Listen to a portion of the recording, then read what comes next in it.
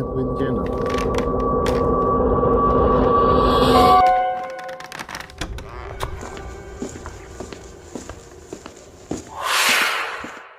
دوستو، انسان خود کو جتنا بھی نڈر اور مضبوط اعصاب کا مالک سمجھے، آخر ڈر اس کی رگوں میں سرایت کر ہی جاتا ہے۔ بڑا دل گاردے رکھنے والے بھی بعض دفع خوفزدہ ہو جاتے ہیں اور کہتے ہیں نہ زیادہ بہادری اور دیدہ دلیری بھی کبھی کبھی مہنگی پڑ جاتی ہے۔ جو لوگ دبئی میں رہتے ہیں یا پھر انہوں نے وہاں پر عرصہ گزارا ہے، وہ گرین اور گولڈن کیمپ کے بارے میں ضرور جانتے ہوں گے۔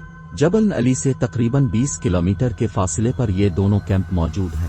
دونوں کیمپ چکور اور مستطیل شکل کے ہیں۔ ان کے درمیان میں بڑی دوہری سڑک ہے جو ایک طرف جا کر جبل علی سے مل کر آگے دبئی شہر کی طرف نکل جاتی ہے اور دوسرا سنگرا سمندر کی طرف جا کر ختم ہو جاتا ہے۔ دونوں کیمپ دو منزلیں ہیں، دیار اور کالی شیشم کی لکڑی سے بنے، خوبصورت اور مضبوط ہے۔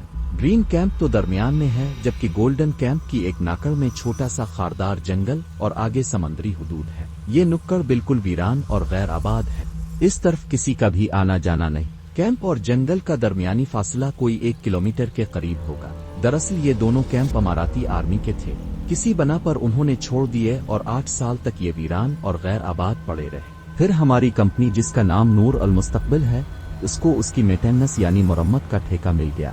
جن دنوں یہ ٹھیکہ ملا تھا ان دنوں میں کمپنی میں بطور سیفٹی آفیسر تھا۔ ہمارے جو سینئر تھے انہوں نے سٹاف کے کچھ لوگوں کو اکٹھا کیا اور کہا کہ ہمیں نئی جگہ کا معائنہ کرنے جانا ہے۔ ان لوگوں میں بھی شامل تھا۔ پھر ہمارا 6 بندوں کا یہ قافلہ اس جگہ پر پہنچ گیا۔ دونوں کیمپوں کی حالت نظار دیکھ کر خوف سے جیار جھری آ گئی۔ اتنی خاموشی اور ویرانی، عجیب سی ڈرونی کیفیت تھی۔ ہر طرف دھول مٹی کا راج تھا، تالوں پر بھی زنگ پڑ چکا تھا۔ نہ جانے میرا دل کیوں کہہ رہا تھا کہ یہ جگہ کچھ ٹھیک نہیں، اور 8 سال تک جن گھروں کے دروازے بند رہے پھر ان کی کیفیت کیا ہوگی آپ اچھی طرح سمجھ سکتے ہیں۔ تقریباً 2 گھنٹے تک ہم دونوں کیمپوں کا جائزہ لیتے رہے۔ ہمارے ساتھ بلدیہ کا مندوب بھی تھا۔ اس نے کہا کہ دونوں کیمپوں کے 4 بڑے جنریٹر ہیں، وہ ان کی سیفٹی ضروری ہے، لہٰذا آپ کو اپنے 4 سیفٹی آفیسر یہاں چھوڑنے ہوں گے۔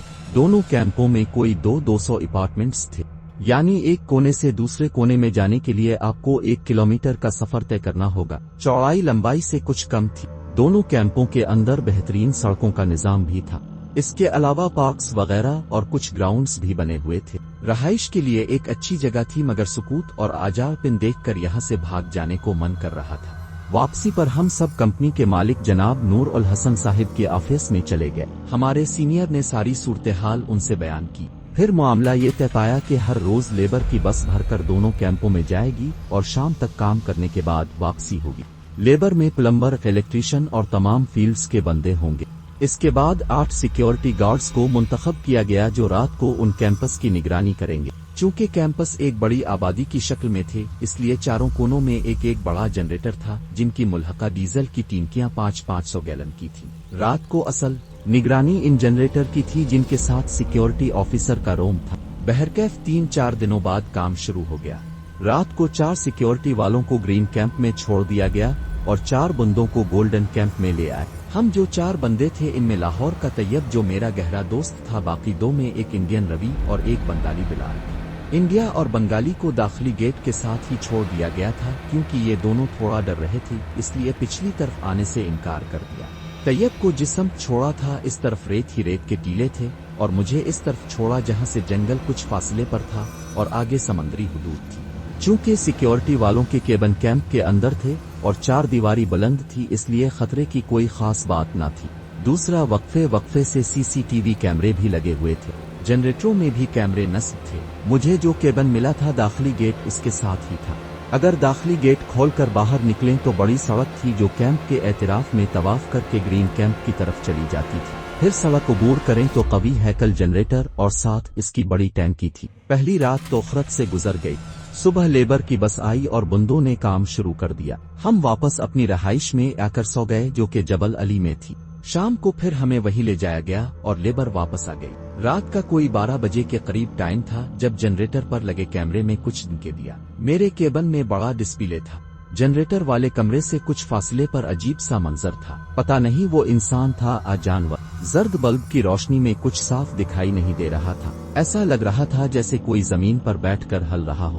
پہلے تو میں نے سوچا رات کا وقت ہے، چھوڑو کیا دیکھنا ہے۔ मगर तजस्सुस और ड्यूटी को मद्देनजर रखते हुए मैंने इसको देखने का फैसला कर लिया। कंपनी की तरफ से हमें एक बड़ी टॉर्च और सिया डंडा दिया गया था ताकि उनसे कोई छोटा मोटा काम लिया जा सके। मैंने टॉर्च और डंडा उठाया और केबिन का दरवाजा खोलकर गेट की तरफ आ गया। गेट पर छोटा दरवाजा भी मौजूद था। मैंने छोटा दरवाजा खोला और कैंप से निकलकर बाहर सड़क पर आ गया। बाहर आते ही एक सर्द हुआ के झोंके ने मेरा इस्तकबाल किया। समंदर करीब था, इसलिए रात को जब हुआ चलती थी तो अक्सर डांसेस हो जाया करती थी। ऊपर से महीना भी दिसंबर का था। जनरेटर वाले कमरे से कुछ दूरी पर जहां रेत का फर्श बिछा हुआ था, वो जानवर इंसान बैठा हुआ था। कमरे के ऊपर लगे जर्द बल्ब की रोशनी में वो वाज़े नजर नहीं आ रहा था। मैं कमरे से चंद कदम आगे बढ़ा और उस पर टॉर्च की रोशनी डाली। वो कोई भेड़िया या कुत्ता था, मगर रोशनी पड़ते ही इसने सर गिरामा कर मेरी तरफ देखा। डर से मेरे हाथ से टॉर्च नर पड़ी। इसकी शक्ल किसी भेड़िए और इंसान से मुशाबहत रखती थी। आंखें बिलोरी सुर्ख और चेहरे पर कदम हद तक जाहरियां नजर आ रही थी। मुंह से राल टपकने के साथ खून की बूंदें भी गिर रही थीं, जैसे वो किसी का खून पी रहा हो। मेरे हवास जवाब देने के करीब थे जब मैंने खुद को संभाला और वापसी के लिए दौड़ लगा दी। पीछे इसकी अजीब सी राहटें बुलंद हुई और वो मेरे ताक़ुब में आने लगा। जल्दबाजी में मुझे और तो कुछ न सूझा, कभी हैकल डीजल की टंकी की तरफ भागा। ऊपर चढ़ने के लिए चंद सीढ़ियां थीं। मैं उन पर पांव धरता ऊपर चढ़ गया। भेड़िया नामा दरिंदा टंकी के गिर्द चक्कर लगाने लगा और ऊपर चढ़ने के लिए अलिफाचल कूद करने लगा, मगर टंकी किसी कमरे की छत के बराबर थी। इस पर चढ़ना नामुमकिन था। टंकी पर चढ़ा मैं बुरी तरह से हरासा था। समझ नहीं आ रहा था कि क्या करूं। यहाँ शोर भी मचाने का कोई फायदा नहीं था। भला मेरी आवाज सुनकर यहाँ किसने आना था? न ही मेरे पास कोई ऐसा खास हथियार था जिससे इस दरिंदे को हटाया जा सके। मैंने डंडा उठाकर टंकी पर भी मारा, मगर इससे कोई फायदा न हुआ। कुछ देर चक्कर लगाने के बाद वो इंसान नुमा दरिंदा जानवर नुमा इंसान वापस जंगल की तरफ चला गया। जब मुझे पूरा यकीन हो गया कि वो नजरों से ओझल हो चुका है, तो मैं भी आहिस्ता आहिस्ता नीचे आ गया। फिर टॉर्च की परवाह किए बगैर ही अंदर की तरफ दौड़ लगा दी। गेट के दरवाजे को जल्दी से बंद किया और अपने केबिन में आकर उसे भी लॉक कर दिया। कुछ लम्हों बाद जब सांस बहाल हुआ तो मैंने तैयब से फोन पर राब्ता किया और इसे सारी सूरत हाल से आगाही दी। मेरी बात सुनकर वो जोर जोर से कहकहे लगाने लगा और बोला, ड्राउने नावल पढ़कर तुम्हारे दिमाग में ये वसवसे बैठ चुके। ये दुबई है, यहाँ उन चीजों पर यकीन नहीं रखा जाता। फिर मैंने इससे मजीद बात करना मुनासिब न समझा और कुर्सी पर बैठकर मोबाइल पर मशगूल हो गया। थोड़ी देर बाद ऐसा लगा जैसे किसी ने गेट पर कोई पत्थर मारा। मैंने अपना वहम समझा और इस तरफ कोई तवज्जो न दी। फिर अचानक ही कोई जोर जोर से गेट को पीटने लगा। मैं कुर्सी से उठ खड़ा हुआ। मेरी समझ में नहीं आ रहा था कि क्या करूं।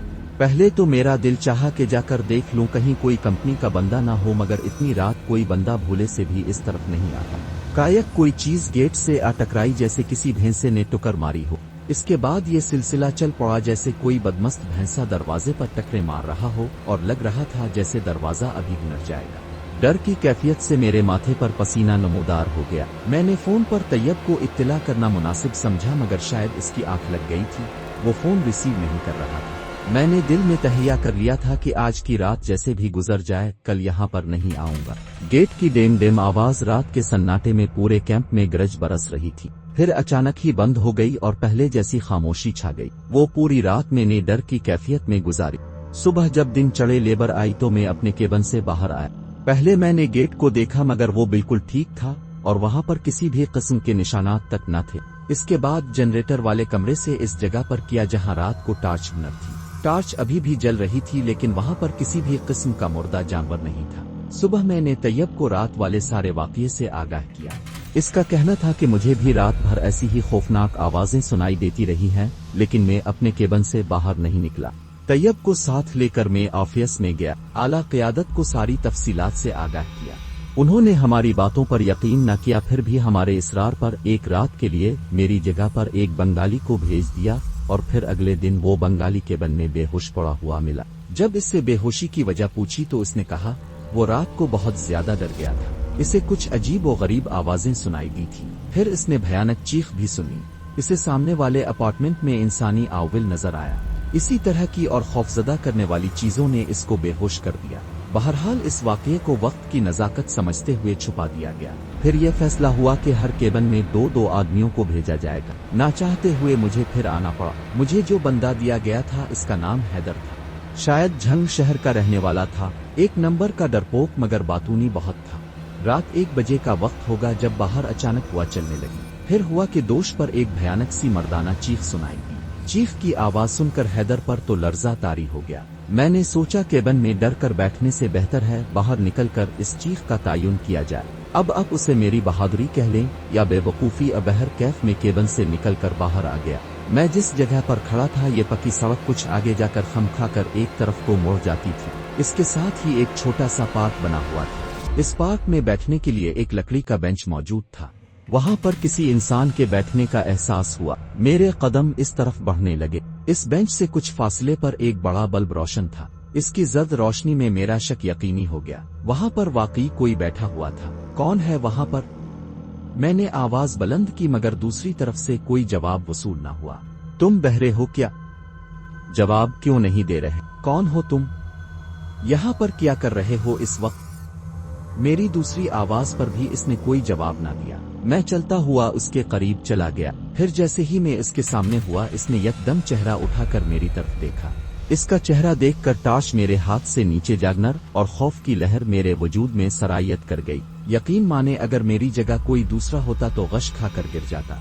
इस आदमी का चेहरा निहायत खौफनाक और डरावना था। सर पर 2 सींग थे, नाक हद से ज्यादा लंबी और आंखें बड़ी बड़ी थीं। चेहरे पर जाबजा जियारियां और उनसे खबासत टपक रही थी। सर के बाल ऐसे थे जैसे उन्हें आग लगाई हो। कौन हो तुम? यहाँ क्या कर रहे हो? न जाने मेरे अंदर ये हिम्मत कहाँ से आ गई। जवाब में उसने बुलंद आवाज में कहकहा लगाया और फिर खौफनाक और गूंजदार आवाज में बोला, ये तो तुम समझ ही गए होगे कि मेरा ताल्लुक कौम जिन्नात से। अगर तुम मुझसे डर जाते तो मैं तुम पर हावी हो जाता और तुम्हारी मौत यकीनी थी, मगर तुम बहुत ही खुशकिस्मत इंसान निकले। इतना कहकर वो चश्म ज़दन में उठा और एक तरफ चल पड़ा। मैं इसे जाते हुए देखता रहा। फिर वो अंधेरे की चादर में कहीं गाम हो गया। मैं काफी देर किसी चांस की हालत में खड़ा रहा और फिर जैसे ही मुझे होश आया मैं अपने केबिन में चला आया। हैदर का डर के मारे बुरा हाल था, मगर मैंने इसे कुछ भी नहीं बताया कि ये ना हो खौफ के मारे इसको कुछ हो जाए। इसके बावजूद वहां पर काम चलता रहा, लेकिन फिर वो ड्रोनी शक्ल वाला जिन कभी नजर न आया और न ही कोई खौफनाक वाकयात रूनुमा हुए। फिर जब काम मुकम्मल हो गया तो बड़ी बड़ी कंपनियों की लेबर वहां पर रहाइश पजीर होने लगी। कई माह तो बिल्कुल पुरसुकून तरीके से गुजर गए। फिर एक अफसोसनाक वाकया पेश आ गया। 2 बंगालियों की पुरस्रार तौर पर मौत हो गई। जब मैंने उनकी लाशें देखें तो दहशत से उनकी आंखें खिली हुई थीं।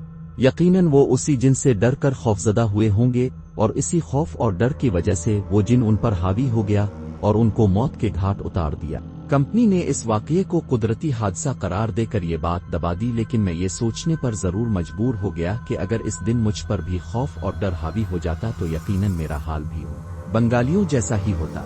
दोस्तों, आपको इस वाकये के बारे में क्या कहना है कमेंट्स बॉक्स में हमें जरूर बताइएगा। मिलते हैं एक और नई वीडियो में, तब तक अल्लाह हाफिज।